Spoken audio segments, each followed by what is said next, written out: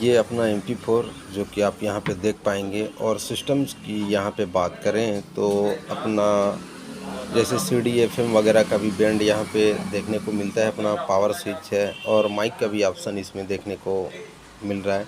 और साथ ही साथ अपना जो है ब्लूटूथ पैनल यहाँ पे, जो कि इसमें काफ़ी कुछ ऐड होते हैं, जैसे कार्ड है, USB है, ऑक्स है, ये सब मिल जाते हैं। और बैक साइड की बात करें तो यहाँ पे अपना बैटरी के लिए भी ऑप्शन दिया गया है। और अपना ऑक्स ऑडियो वगैरह अपना CD DTS TV ऐसे कनेक्शन करने के लिए या एम्पलीफायर में भी इसको अटैच कर सकते हैं इसके माध्यम से।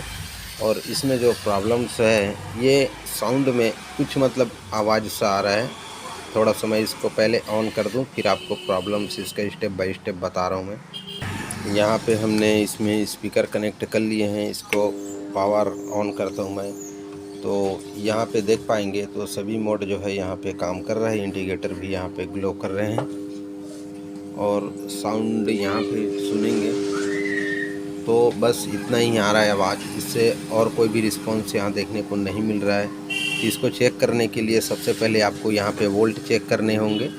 और जब वोल्ट आपका प्रॉपर है तो फिर वही वोल्ट को चेक करते हुए आगे बढ़ेंगे। और फिर डायरेक्ट आप चले आएंगे आईसी में कि आईसी में हमारा वोल्ट प्रॉपर आ रहा है कि नहीं। और आईसी तक वोल्ट जो है यहाँ पे आ रहा है, तो हम यहाँ पे आईसी इसका चेंज करेंगे और फिर रिज़ल्ट जो है यहाँ पे देखने को मिलेंगे। तो आईसी चेंज करने के लिए हमने जो है ओपन्स कर रखे हैं, जो कि हीटिंग्स वगैरह यहाँ पे हमने बाहर निकाल रखे हैं। और जब तक हीटिंग ना लगा हो तो कुछ ही समय के लिए चालू करना, कहने का मतलब कुछ सेकंड्स के लिए, क्योंकि इसका जो हीट है वो एग्जॉस्ट नहीं कर पाएंगे। और वो जो है यही हीटिंग जो है इसको एग्जॉस्ट करता है हीटिंग को। तो आईसी निकालने के लिए आपको कुछ यूं प्रकार से पकड़ेंगे और इसको 2-4 बार इसको आगे पीछे करेंगे यूं तरीके से, तो ये सारे जो है टूट जाएंगे। और उसके बाद एक साइड से आप जो है कहिया रखेंगे और एक साइड से फिर ये टुकड़ा जो है कुछ यूं प्रकार से एक एक करके बाहर निकालेंगे। तो आईसी में पहले इसका बाहर निकाल लेता हूँ, फिर यहाँ पे हम आईसी की नंबर्स की बात करेंगे और आईसी की पावर्स की बात करेंगे, क्या है डिटेल्स, और फिर इस यहाँ पे आईसी जो है रिप्लेस करेंगे।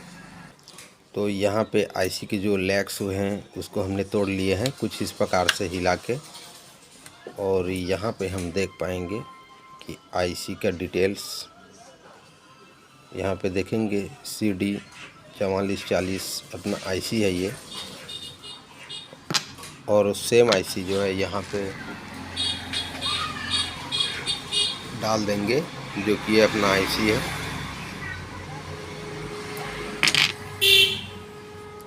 पहले ये अपना लैग्स जो फंसे हुए हैं उसको निकाल लेंगे चिमटी के मदद से।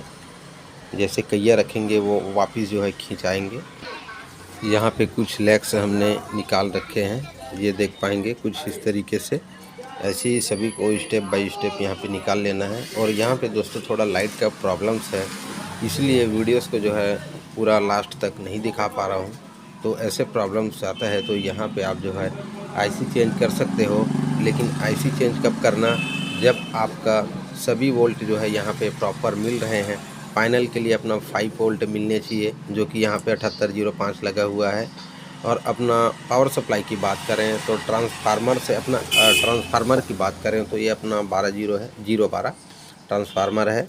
12 वोल्ट यहाँ पे हमें मिलते हैं। यहाँ पे जो वोल्ट मिलते हैं वो वोल्ट जो है अपना AC होता है, AC 12 वोल्ट। और जैसे यहाँ पे रेक्टिफायर में आते हैं, जहाँ पे 4 डायोड देख पा रहे हैं और एक कैपेसिटर लगा हुआ है। और किसी में तो डबल भी कैपेसिटर लगा होता है।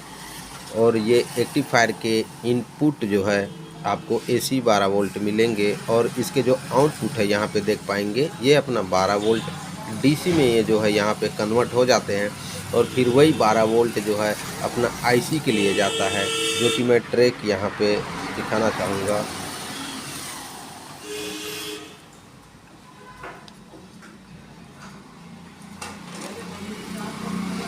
तो ये अपना ये ट्रैक इधर से आ रहा है, यहाँ से देखेंगे। और फिर ये वाला लाइन जो कि आके यहाँ पे आ रहा है कुछ इस प्रकार से। और फिर आगे ये जम्फर लग के जो है आईसी में आया हुआ है। तो आईसी तक 12 वोल्ट पहुंच रहा है। और प्लस जो सिस्टम्स हैं हमारे यहाँ पे वो सभी साइड में जो है वोल्ट पहुंच रहा है जितने पहुंचने चाहिए। तो वो वोल्ट सब कंफर्म है, तो वहाँ पे आप जो है आईसी चेंज कर सकते हैं। कई एक आईसी तो फटा हुआ होता है, लेकिन यहाँ देखने में आईसी जो है सही दिख रहा है, लेकिन आईसी जो है ख़राब है। यहाँ पे आईसी ही रिप्लेस करेंगे और फिर अपना सिस्टम जो है यहाँ पे बिल्कुल सही तरीके से प्रॉपर रनिंग करने लग जाएंगे। तो आज की वीडियो में बस इतना ही। इससे रिलेटेड कोई भी प्रॉब्लम होता है तो आप मुझे कमेंट कर सकते हो। कोशिश करूँगा मैं कि जल्द से जल्द वीडियो ले आने की।